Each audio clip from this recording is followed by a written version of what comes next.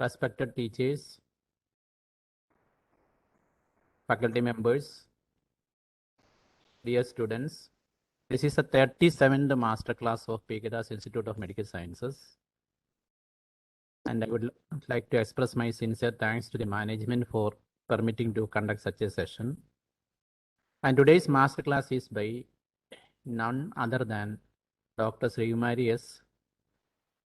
Madam was professor and head of the Department of Biochemistry at various medical colleges. And Madam is now working, I think, in Sri Gokulam Medical College. And she was an excellent teacher, and she is fondly remembered by our batch of MBBS students because Madam joined as assistant professor, I think, at that time in Kottayam Medical College when we were first MBBS students.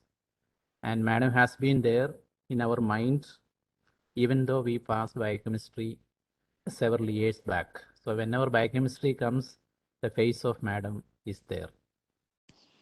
And she is such a loving person, remembered by all of us. And I have put the schedule in our group, and all were very happy to hear about Madam. And Madam has written a textbook of biochemistry, co-authored by, and I think Madam is the major, Madam's hand is behind for a major contribution. And till that time, biochemistry is considered as a very difficult topic.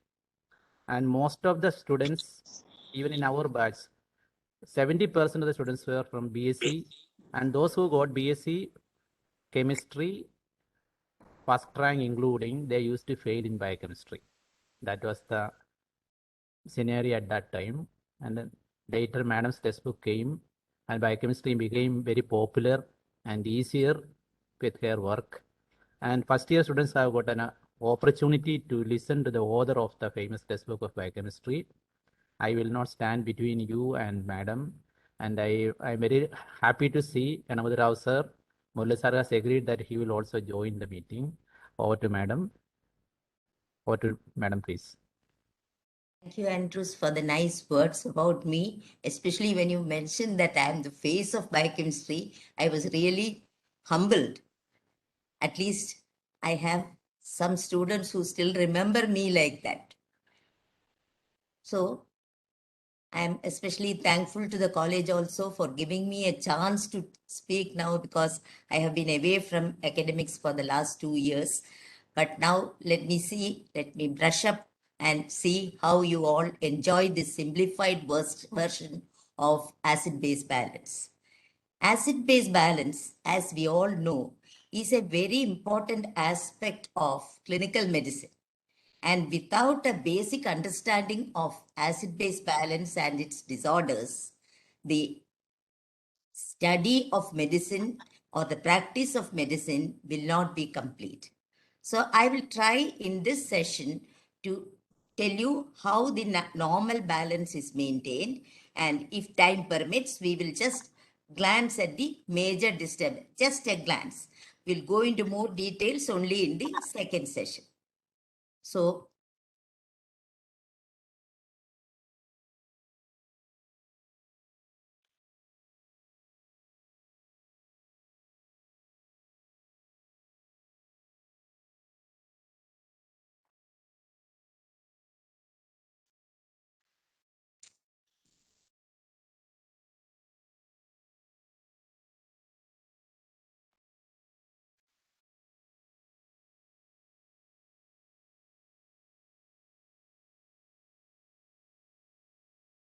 it's not moving. So let us look at in a simple way, the biochemical role of hydrogen ions. Because always it is highlighted that the maintenance of hydrogen ion concentration is critical to normal cellular function. For the simple reason that a variety of cellular functions are dependent on the hydrogen ion concentration. And we find that in all body compartments, hydrogen ion is present. Some of the few important aspects of hydrogen ion function is, first and foremost, is it provides the proton gradient across mitochondrial membrane to drive oxidative phosphorylation for the generation of ATP. A second important role, which is equally significant, is that the charge and conformation on the protein molecules is decided by the hydrogen ion concentration. And a protein, as you know, will be able to function properly only if its three-dimensional conformation is correct. Then for any activity in the cell, any biochemical reaction can proceed only with the catalytic activity of enzymes, and the optimum pH of an enzyme is very crucial. Again, the determination of the degree of ionization of weak acids and bases within the cells. So in short, the hydrogen ion concentration is very crucial to normal cellular function. And we all mention that the pH of extracellular fluid is 7.4, slightly basic. And if we look at the different textbooks, you may find the normal ranges mentioned with slight variations. But we have to remember that when we say the pH is 7.4, it is easy to remember the corresponding hydrogen ion concentration is 40 nanomoles per liter. To consider whether the pH is normal or not, if the pH is below 7.35, we say the condition of acidemia exists. At this pH of 7.35, the hydrogen ion concentration is 45 nanomoles per liter. And if the pH is above 7.45, we say alkalemia is said to exist. And as is now evident, 35 nanomoles per liter. Hydrogen ion is present only in nanomoles in cells, and because they are used for various cellular functions. So before we proceed further, let us just look at what is this pH value. It is the expansion is that it is the power index of hydrogen ion concentration, and it actually denotes the activity of hydrogen ions in a medium. And what is the relation between the hydrogen ion concentration and pH? pH of a solution is the negative logarithm of hydrogen ion concentration, and when the hydrogen ion concentration rises, pH falls, and vice versa. Being a logarithmic value, a change in pH by 1 unit causes a tenfold change in hydrogen ion concentration. Hence, the narrow reference range is important because even slight changes in hydrogen ion concentration can have significant effects on cellular processes. So, how is the homeostasis maintained? The maintenance of acid-base balance cannot be separated from the regulation of electrolyte balance, because we find that there is a lot of interconnection between the two, for the simple reason that the maintenance of the hydrogen ion concentration and the maintenance of electrolyte balance are sharing the same transporters. And we also find that the ECF pH and ICF pH are coordinately regulated. Of course, the ICF is more electronegative with regard to ECF, and therefore it has more hydrogen ion concentration. And in some cells, it may be as low as 6.8. So now coming to the regulation part. Who are the three major players in acid-base balance? The body buffers and the organs, the lungs and the kidneys. So what are buffers? It's a simple question which everybody knows. They are mixtures of weak acids and their salt with a strong base. and they are the immediate first responding team to any disturbance in pH. But as in anything, the first responders will not be able to complete the attack. Then comes lungs.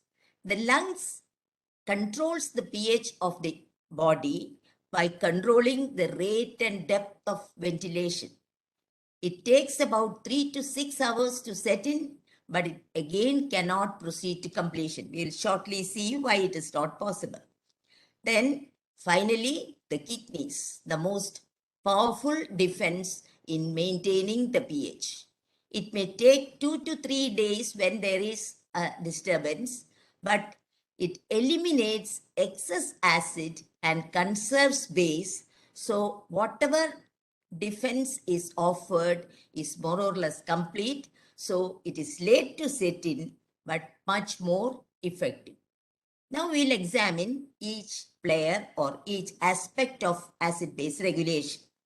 The major buffers in the extracellular plasma are the bicarbonate carbonic acid buffer, the sodium basic phosphate by sodium acid phosphate buffer, which we call as the phosphate buffer, and the protein buffer system, which is mainly contributed by albumin.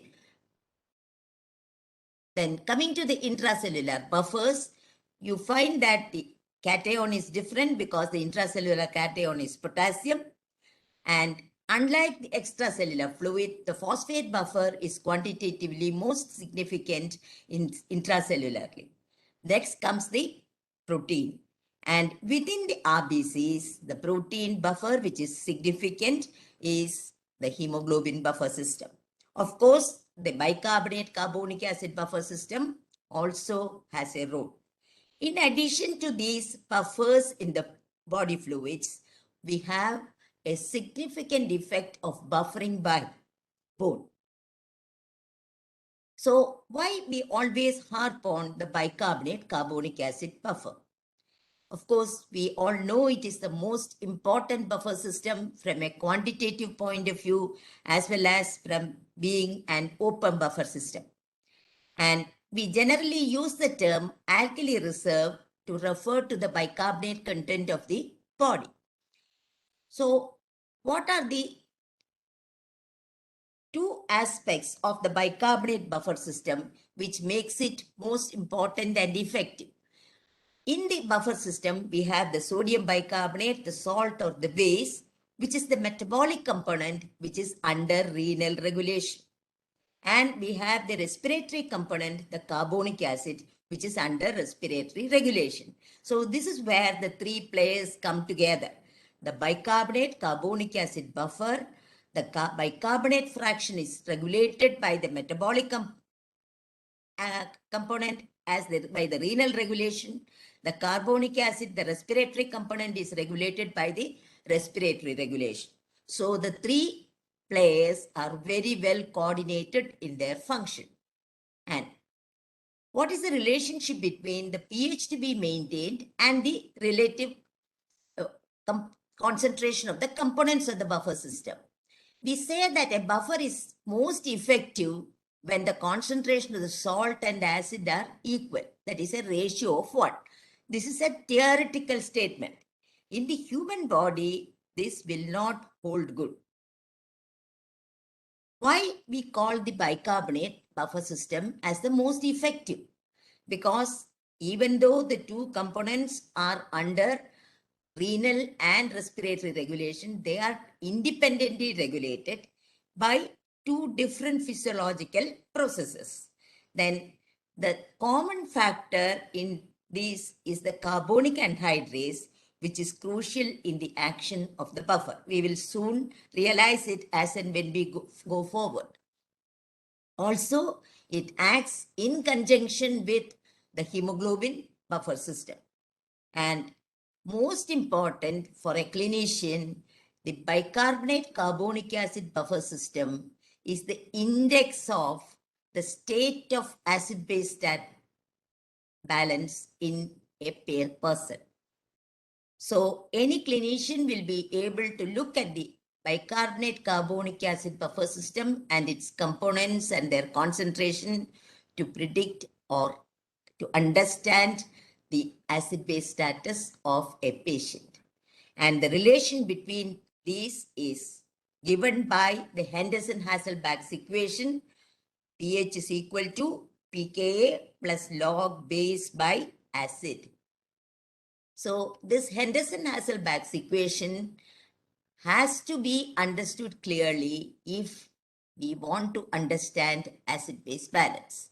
It says that the relationship between the pH and the pK value is decided, or the pH is decided by the pK value of the component acid and the ratio between the salt and the acid. Now, at pH 7.4, let us take the bicarbonate carbonic acid buffer system.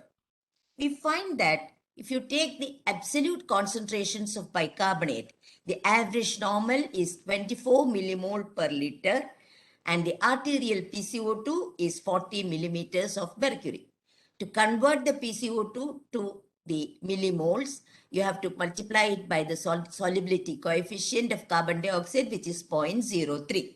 So it comes to 24 millimoles divided by 1.2, which is a ratio of 20:1. Now, whether the equation holds good. The pK value of carbonic acid is 6.1. So 6.1 plus log 24 by 1.2 or 20 log 20, which is equal to 1.3. And 6.1 plus 1.3 is 7.4. So the ratio between bicarbonate and carbonic acid is 20. And at a ratio of 20, the pH will be 7.4. And as I said earlier, we said theoretically a ratio of 1 is better. But in the body, we have the bicarbonate at a high level because the alkali reserve is required to buffer the acids produced in the body by normal metabolism. So before we proceed, let me just give you a small chance to think instead of just listening. So what will be the pH of the bicarbonate if the bicarbonate falls to 12 millimoles per liter? The average normal we said is 24. And we know that the pH will be equal to 6.1 plus log 12 by 1.2. 12 by 1.2 is log 10. So log 10 is 1. pH is equal to 6.1 plus 1, which is 7.1. So when the bicarbonate level falls, there is acidemia.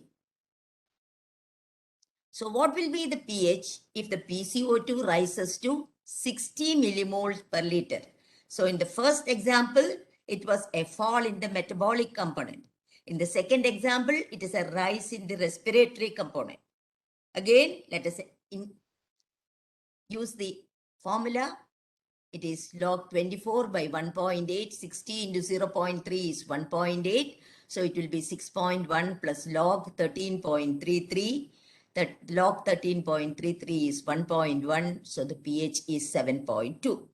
So by knowing the pH or the PCO2 or the bicarbonate, any two of these two will give you the third. So that is the importance of the Henderson-Hasselbalch equation, which is the universal equation used by all machines which measure the acid-base status. Now coming to other buffer systems. The albumin plays a significant role in buffering, and we always find that hypoalbuminemia due to any reason can cause decreased buffering capacity. The phosphate buffer system has a pK value of 6.8. Again, theoretically, it should be more efficient or effective in the body, but quantitatively, it is less in the extracellular fluid. But both phosphate and ammonia buffers are very important means of excretion of hydrogen ions, and by the kidney and are therefore referred to as urinary buffers. And in conditions of chronic acidosis, the bone plays a major role in buffering by offering calcium carbonate. But before that, let us just take a peek at the role of bone. Now, bone has a readily exchangeable pool of bicarbonate in the hydration cell surrounding the crystal. And the carbonate present in the crystals can also be released by dissolution, which is a much slower process. So actually the bone can play two types of role. One is it can take up hydrogen ions in exchange for calcium, sodium and potassium, which we call as an ionic exchange, or release bicarbonate, phosphate and carbonate. All are effective for buffering. Then in acute disturbances, it is the ionic exchange which plays the major role. But in chronic acidosis, we find that calcium carbonate is released by bone dissolution. And when we look at the relative buffering capacity, we find that 58% of the total buffering is by intracellular buffers and only the rest by extracellular buffers, 42%. But we can only monitor the extracellular buffering capacity. Then 6% of the intracellular buffering occurs in RBCs. And of the 42% extracellular, 40% is by bicarbonate buffers, only 1% by plasma proteins and phosphate buffers. And the buffers, they act very quickly, but not permanently. So when there is a metabolic disturbance in pH, extracellular buffering comes into play and it has an immediate effect, and the available bicarbonate is used to neutralize the acid, and generation of bicarbonate becomes necessary to maintain the normal state. However, the high alkali reserve is very helpful to a certain extent, and only if the disturbance is too severe, then there will be a change in the pH. And intracellular buffering is found to be more effective in respiratory disturbances. Now, what decides the acid-base balance? The hydrogen ion turnover or the rate of production and excretion. The normal metabolism produces two types of acids, the volatile acid, the carbonic acid, about 15,000 to 20,000 millimoles per day, a huge amount. And the fixed acids are produced by metabolic processes, lactate, keto acids, phosphate, sulfate, etc., which amount to about 60 millimole per day. And hydrogen ions are also produced during ureagenesis in liver. Then diet has an influence on the rate of production of acids or generation of bicarbonate. We say that a high protein diet produces more fixed acid like phosphate and sulfate. All these acids are effectively buffered, utilized, eliminated, or excreted to maintain the normal balance. So if we look at the simple picture, we find that it is the ECF with a pH of 7.4. The acids are added from the diet by metabolism, the volatile acid. Then you find that the kidneys will reabsorb the bicarbonate and excrete the acid, with the net effect that in the coordinated action of the buffers, the lungs and the kidneys are able to meet the daily hydrogen ion production and eliminate the excess so that normal pH is maintained. So how is the carbon dioxide eliminated? The volatile acid carbonic acid is produced by tissue respiration. It is buffered mainly by hemoglobin. The transport of carbon dioxide from the tissues to the lungs with a minimum change in pH is called isohydric transport, so that the carbon dioxide can be eliminated through the lungs. And chloride shift occurs as a result of this isohydric transport. Now, how does the hemoglobin buffer handle the major volatile acid? It acts in conjunction with the bicarbonate buffer system. Of course, the plasma protein buffer system is also effective, but it has only 1/3 of the buffering capacity of hemoglobin. But in both cases, there is a common factor. The imidazole group of the histidine residues in the protein is the major side chain involved in buffering. And in the RBCs, along with phosphate, there is a minor role. So how is the carbon dioxide transported with a minimum change in pH? Mainly as plasma bicarbonate in combination with hemoglobin, which we call as carbaminohemoglobin, as dissolved carbon dioxide. Altogether, these three fractions contribute to what we refer to as TCO2 or total CO2. The isohydric transport of carbon dioxide from cells to lung is for elimination of carbon dioxide without significant change in pH. The plasma bicarbonate is the major fraction and the enzyme involved is carbonic anhydrase. And the special properties of hemoglobin as an oxygen transporter plays an important role. We find that when hemoglobin is oxygenated, hydrogen ions are liberated. And when hemoglobin is deoxygenated, the deoxyhemoglobin can bind hydrogen ions. So in a person, as long as other processes are normal, the elimination of the volatile acid occurs very efficiently. The carbon dioxide from the tissues will diffuse into the RBC. The carbon dioxide will combine with water to form carbonic acid, which will ionize to bicarbonate and hydrogen ions. These hydrogen ions will be bound by the deoxyhemoglobin because oxygen has already been delivered to the tissues. Now we have the deoxyhemoglobin, which takes up a significant quantity of the hydrogen ions. Now, what happens to the bicarbonate? As the bicarbonate level increases, bicarbonate goes out into the plasma in exchange for chloride. So chloride shift occurs. This is what is happening in the tissues. Exactly the opposite occurs in the lungs. In the lungs, hemoglobin is oxygenated. Oxyhemoglobin will release the hydrogen ions. The bicarbonate will combine with the hydrogen ions to form carbonic acid, which will dissociate into carbon dioxide and water under the effect of carbonic anhydrase.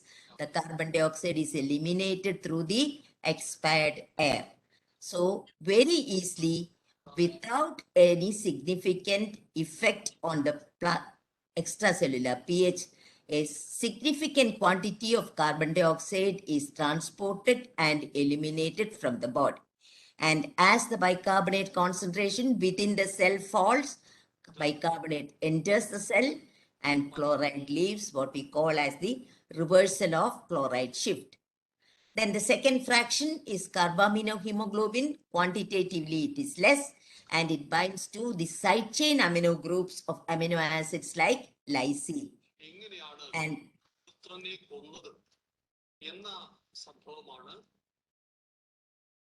oxygen transport and delivery in acid-base disturbances. The oxyhemoglobin releases hydrogen and deoxyhemoglobin binds hydrogen, which affects the isohydric transport. So when there is a disturbance in pH, the oxygen affinity of hemoglobin is affected. In acidosis, the oxygen affinity of hemoglobin decreases and ODC shifts to the right, releasing more oxygen. In alkalemia, the opposite occurs. The oxygen affinity of hemoglobin increases, more oxygen remains bound to the hemoglobin and ODC shifts to the left. Now we come to the respiratory regulation. It controls the rate and depth of ventilation. A low pH stimulates the respiratory center. Compensatory hyperventilation occurs. More carbon dioxide is washed out. PCO2 decreases. Hypocarbia occurs. High pH suppresses the respiratory center. Compensatory hypoventilation occurs. More carbon dioxide is retained. PCO2 increases. Hypercarbia. So the lungs will immediately sense the PCO2 and act accordingly. So this is the second line of defense. But again, I mentioned that it cannot proceed to completion. Why? The equilibration of hydrogen ions across the blood-brain barrier in cases of acidosis is slower. Then CSF pH may remain higher for some more time. So low plasma pH stimulates peripheral chemoreceptors, causing hyperventilation and a fall in PCO2. This carbon dioxide equilibration occurs across the blood-brain barrier very quickly, so there is a fall in CSF PCO2. This will have an opposite effect on the CSF pH, which inhibits the central chemoreceptors. So that is why this respiratory mechanism cannot proceed to completion. But however, after a time lapse, you find that the CSF and the CSF pH and the bicarbonate also falls, and both peripheral and chemoreceptors are fully stimulated and ventilatory rate becomes maximum. So this is the normal pH, how it is can be retained or returned back to normal by controlling the rate and depth of ventilation. Now coming to the role of kidneys. One of the important functions of the kidney is to maintain acid-base and electrolyte balance in the body. And as I mentioned earlier, these two are inseparable. The ECF pH is 7.4, but the pH of 7 freshly passed urine is 6. So that means there is a net acid excretion by kidney.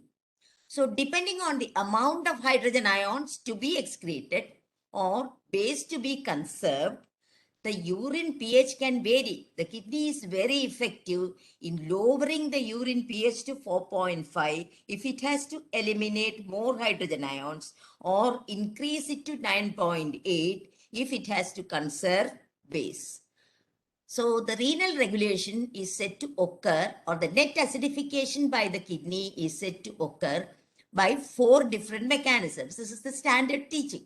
The hydrogen ion secretion by sodium hydrogen exchange and hydrogen ATPase, the reabsorption of filtered bicarbonate and generation of bicarbonate, and what happens, how the net acidification occurs, how the hydrogen ions are eliminated. They are excreted as titratable acid, that is NaH2PO4, or as ammonium ions.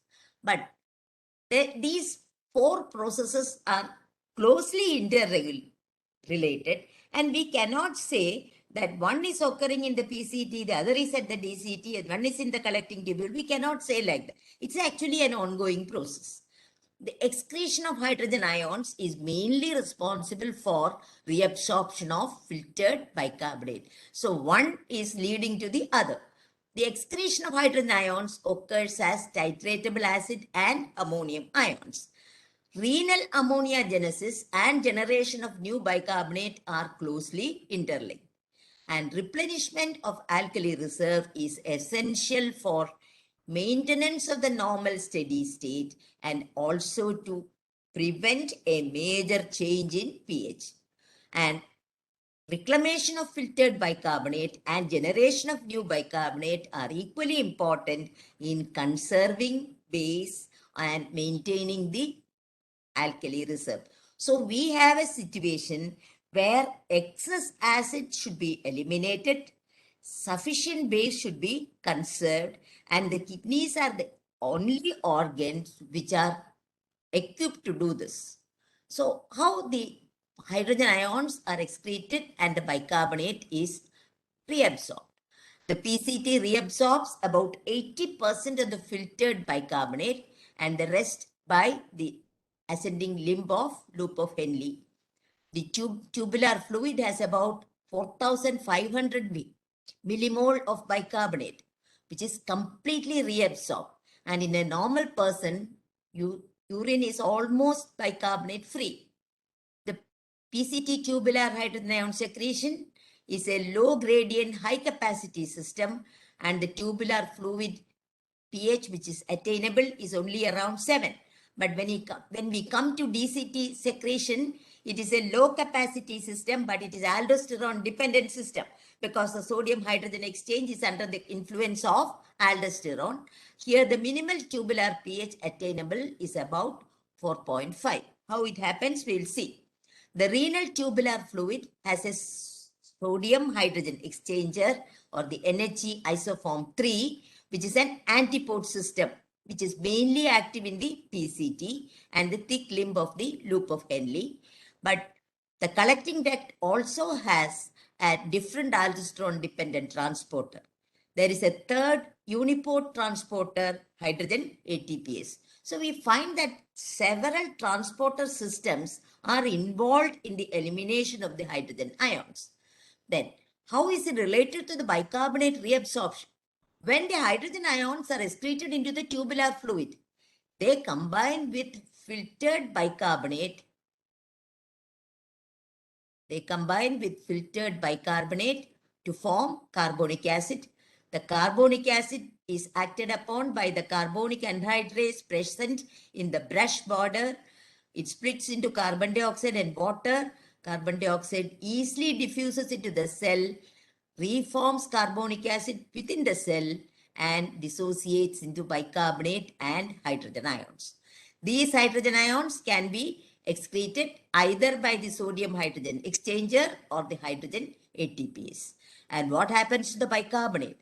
The bicarbonate can be reabsorbed by a sympode system along with sodium, or it can be reabsorbed by an antiporter system, bicarbonate and chloride. So net effect is hydrogen ions are excreted, bicarbonate is reabsorbed. Now coming to the excretion of titratable acid, this is actually a result of the hydrogen ion excretion. As the glomerular filtrate passes down the tubules, elimination of hydrogen ions occur. And titratable acidity is a term used to indicate the number of milliliters of N by 10 NaOH required to titrate 1 liter of urine back to pH 7.4, because the glomerular filtrate has a pH of 7.4. As it passes down the tubules and becomes urine, its pH has to come down to 6. That means a lot of hydrogen ions are added to it without any other problem, and one of the easiest ways to excrete it is as NaH2PO4. But at the same time, we have the phosphate buffer system with Na2HPO4. So it can ionize into Na2HPO4, Na and NaHPO4. The sodium will be reabsorbed in exchange for the hydrogen, which forms NaH2PO4, which is the major titratable acid, and it is the titratable acid which can lower the pH even up to 4.5. So this is the excretion of the titratable acid. That is, you find that the hydrogen ions are excreted in exchange for sodium. The Na2HPO4 now forms NaHPO4, which combines with the hydrogen ions to form NaH2PO4, which is the acid phosphate and which is excreted as titratable acid. You can see that it is happening in both places. And we find that the sodium can be reabsorbed along with bicarbonate.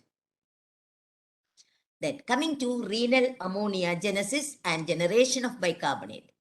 Recent evidence shows that the repletion of bicarbonate is also achieved by renal ammonia genesis and generation of new bicarbonate, a process which is greatly enhanced in acidosis. Actually, the bicarbonate generation and its relation to the other mechanisms was not very clear, but slowly more evidence is emerging that it is more closely related to renal ammonia genesis. The glutaminase, which is present in the tubular cells, hydrolyzes glutamine to ammonia and alpha-ketogluteric acid. Ammonia, being a gas, diffuses into tubular fluid, combines with hydrogen ions to form non-diffusible ammonium ions, which is excreted in urine. So we are all happy that whatever hydrogen ions are there in the tubular fluid can be excreted as ammonium ions. And from one molecule of glutamine, 2 molecules of ammonia are produced. and 2 bicarbonate ions are generated.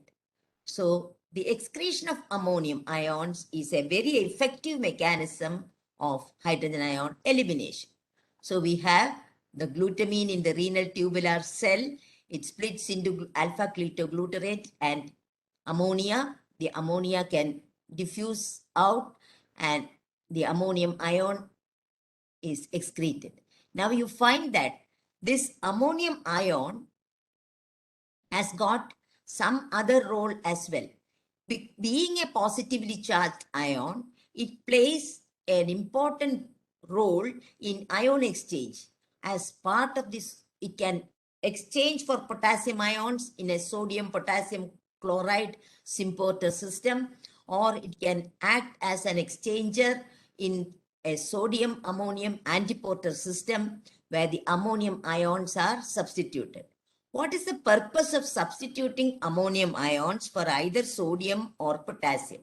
We know that sodium and potassium are fixed cations and they cannot be lost from the body beyond a certain level.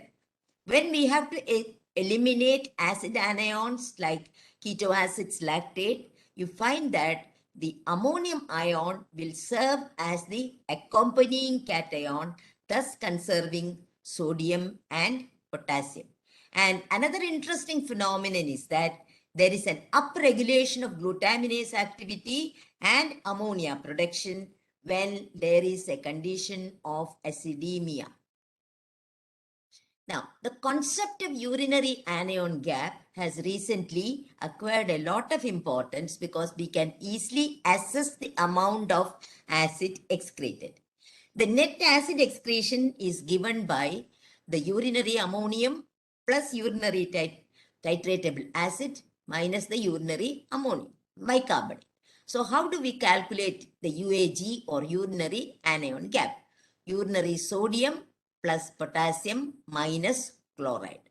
When adequate amounts of ammonium ions are excreted, the UAG is negative because ammonium doesn't come into this calculation. The absence of GAP, this gap, or a positive UAG indicates renal ammonia generation and excretion are defective. That is why I said urinary anion gap is a simple measure of the amount of acid excreted. And ammonium being a positively charged ion can be used to eliminate the negative charged acid anions by conserving sodium and potassium. And daily we find around 70 millimoles of as ammonium ions are excreted, or fixed acids are excreted as ammonium or titratable acid. It can increase to 400 millimoles per day in a condition of acidosis.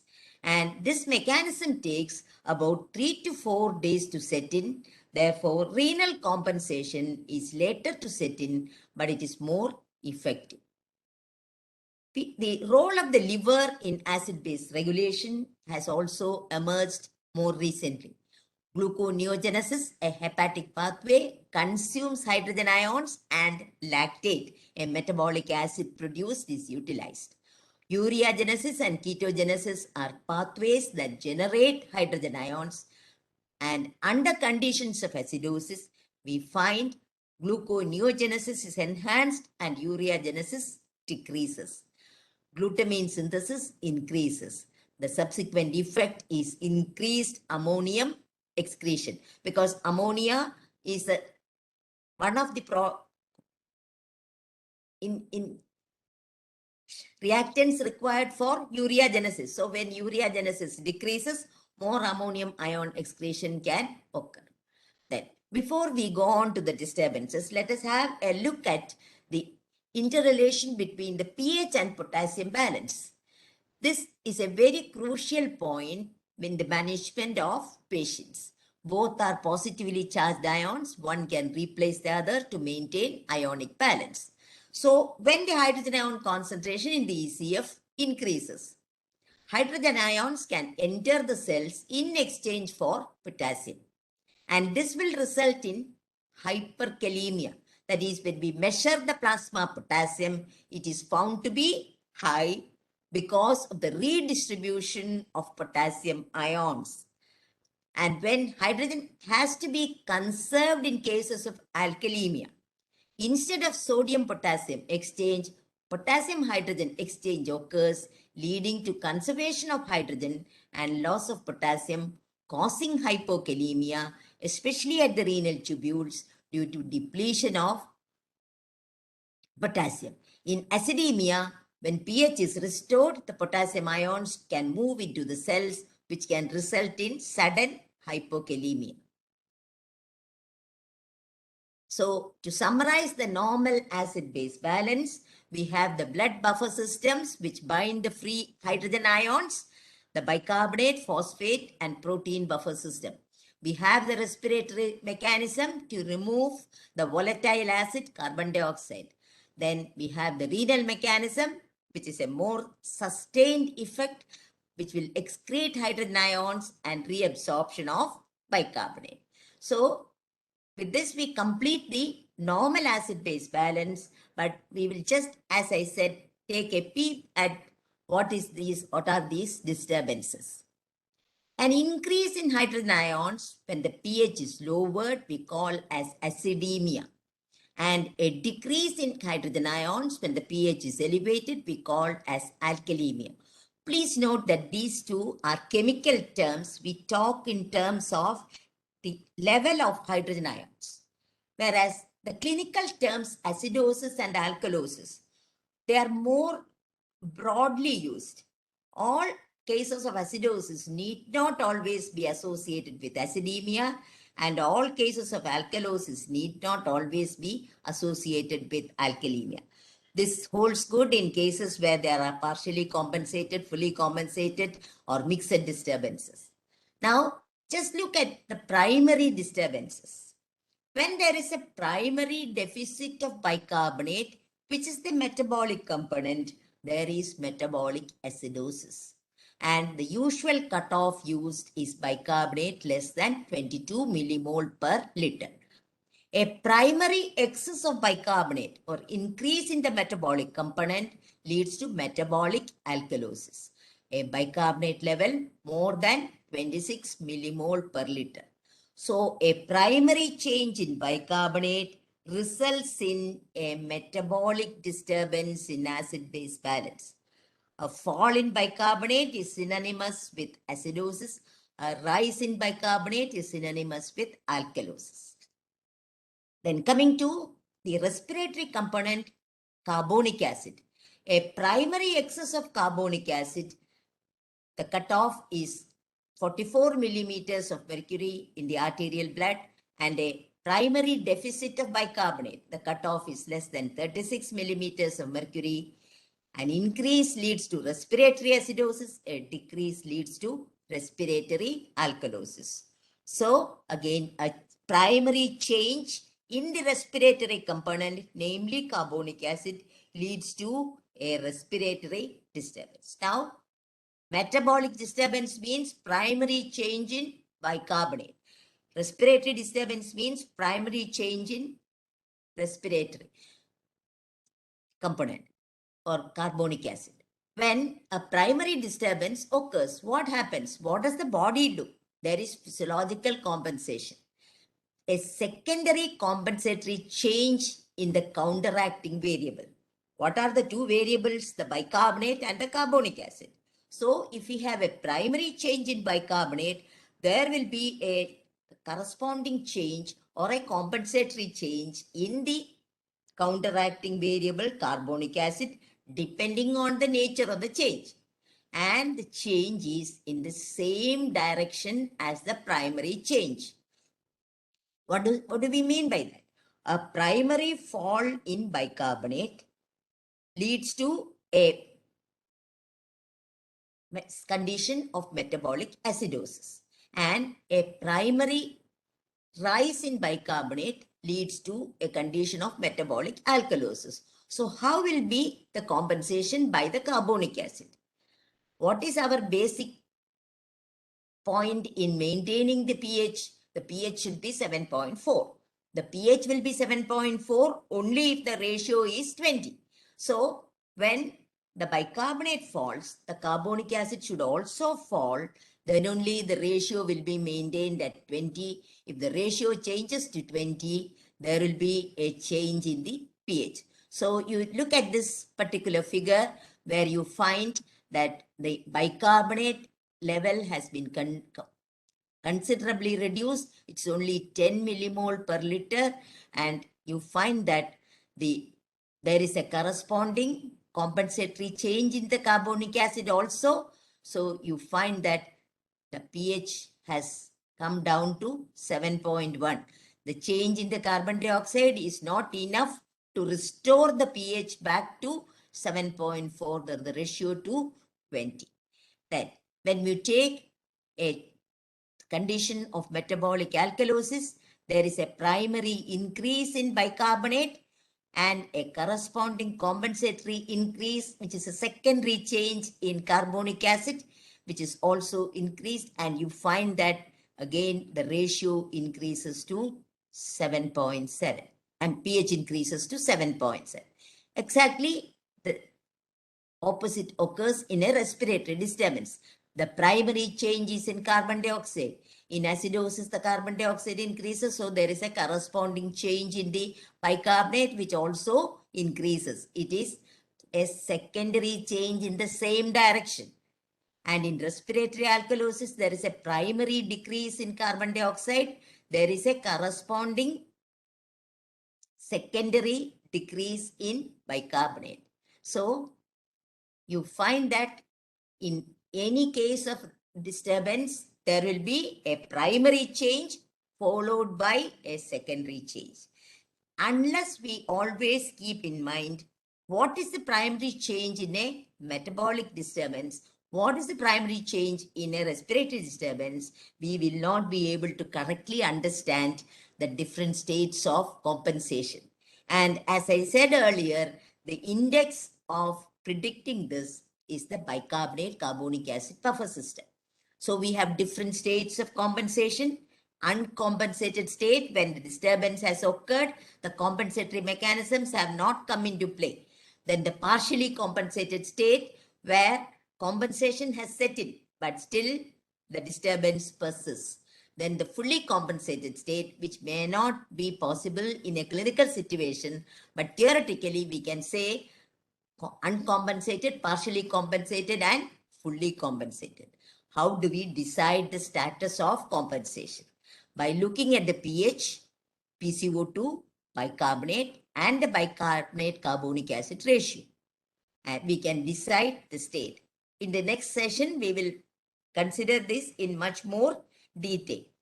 Now, this is just to show you a table, because to understand basically the primary and the secondary changes, the students can always write up a table themselves without looking at any of them, only with their basic knowledge, and see, compare, and then see whether they have got it right. Once they get it right, that means they know about acid-base balance, the basics. So when you have to look at the pH.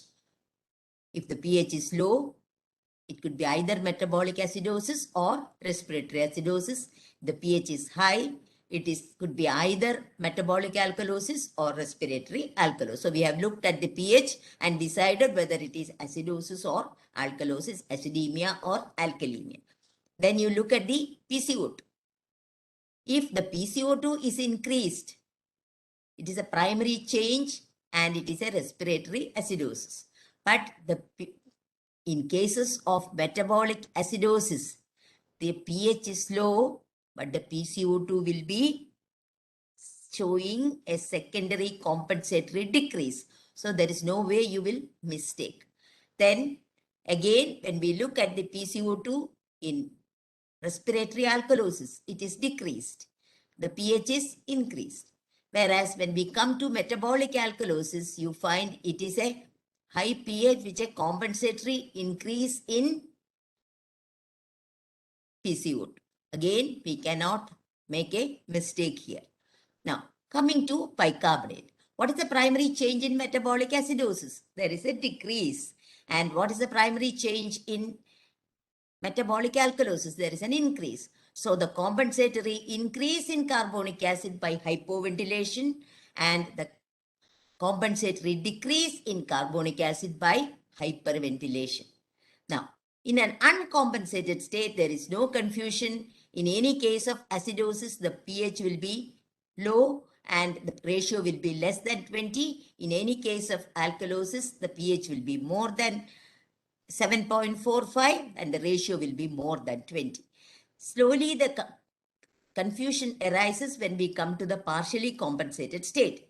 With a low pH, a low ratio, a low bicarbonate and low PCO2, you may be having a patient in a partially compensated state. Please note I said you may be having. The same applies to respiratory acidosis. A low pH, low ratio, high PCO2 and high bicarbonate. A patient may be in a partially compensated state of respiratory acidosis. So here is a case of partially compensated metabolic alkalosis, more than 20 ratio, pH high, bicarbonate high and PCO2 high. Then when we come to respiratory alkalosis, the pH is high, ratio more than 20, both PCO2 and bicarbonate are low. So never jump to this stage without looking at the pH, the nature of the change in pH, the PCO2 and the bicarbonate. These are the primary parameters. Look at them and then decide upon the state of compensation. The fully compensated state I have included, but we seldom find cases in a fully compensated, except maybe in some cases of chronic respiratory acidosis. Now, this is a simple homework. We having been a teacher for almost 45 to 50 years, I cannot live without a homework. Limits of compensation can be predicted and there are several formulae for predicting the limits of compensation, and you find that there are the most commonly used is Winter's formula. There are simple rule of thumb formulae also used, and if you can work out this particular sum, pH 7.29, bicarbonate 15 millimole per liter, PCO2 30 millimeters of mercury. Now, with these parameters, with this level of knowledge, you please decide in which state the patient is or your patient is. And those final years and interns who are there, they can, next time they go to the wards, they can look at the ABG results and try to decide themselves. You may be admiring your teachers who just look at these values and immediately say what it is. But that is, practice makes everything perfect. You will also gain that practice and become perfect. But you have to do some homework at this stage. So thank you for the patient listening, and let us meet after a month or so to consider the genesis of acid-base disorders, their assessment and interpretation of data. Thank you once again to the college management and the principal and the patiently listening students for having given me a chance to speak. Thank you, madam. Thank you. Thank you, madam. Murli sir is there, Sharma sir is there. My goodness. Over to Murli sir and Sharma sir Oh. for continuing the session. It's really a pleasure event. Listen to Sreekumari once again, and one of the most important and one of the most difficult subject for the clinician. Get all types of reports coming, and you have to make a quick decision what is to be done immediately to take over in addition to management of the primary disorder. For example, the person comes with ketoacidosis, electrolyte and acid-base disturbances. Of course, you have to control your diabetes. But what more you have to do is decided by what equations Dr. Sreekumari has mentioned. Very nice talk. I really enjoyed it. Sharmaji. Hello, good afternoon. Good afternoon. It is a beautiful talk. I went back to 1966, 67. You are 67 batch, I am 66 batch. Am I No, correct? we are I am Say also as old as you are. Okay, okay. അത് HS എടുത്തെല്ലാം അങ്ങനെ it is a review of what has happened in 66, 67. It's a beautiful talk, very clearly spelled out. വളരെ നന്നായിരുന്നു കേട്ടോ. Very, Thank very you. nice. Thank you. Thank you, Murli sir. Sreekumari madam, ഞാൻ Sreekumari madam ആയതുകൊണ്ട് കയറി എല്ലാ ഫിസിയോളജിയും മറക്കാൻ ശ്രമിക്കുക. 5 years. I am Annamma. അറിയാമോ? ശരി.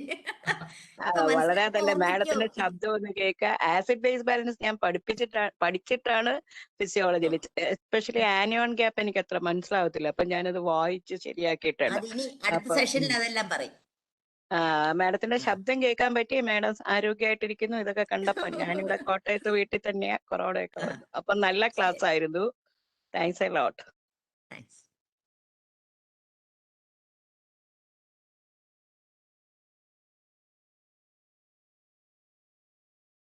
So shall we close? Hello. Hello, ma'am. Parry. It's me, Dr. Riaz from Medicine Department. I'm Associate Professor in the Medicine Department, PK Das Institute of Medical Sciences.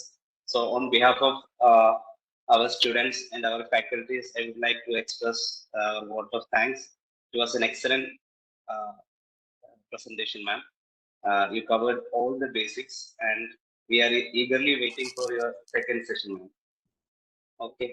So, and I would like to thank also Principal Sir Andrew sir for organizing such sessions in our institution, and thank you, sir. Okay, so thank you all other participants for actively participating. Thank you very much. Thank you all. Thank you all once again. Thank you, ma'am. Thank you.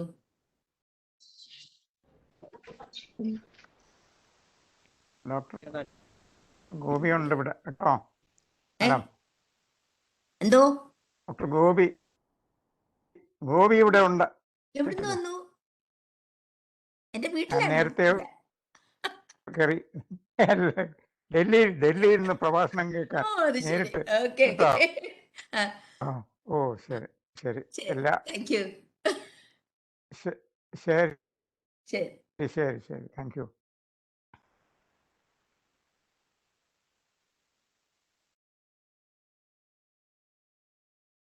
കഴിഞ്ഞോ ആൻഡ്രൂസേ?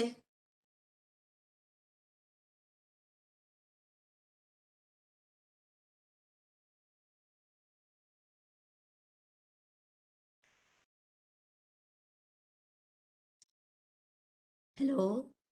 Okay ma'am, നമുക്ക് ചില session conclude ചെയ്യാൻ തോന്നുന്നു. Log out ചെയ്യാമോ ഇപ്പം? Yes. Okay. Thank you ma'am. Okay, thank you. Okay.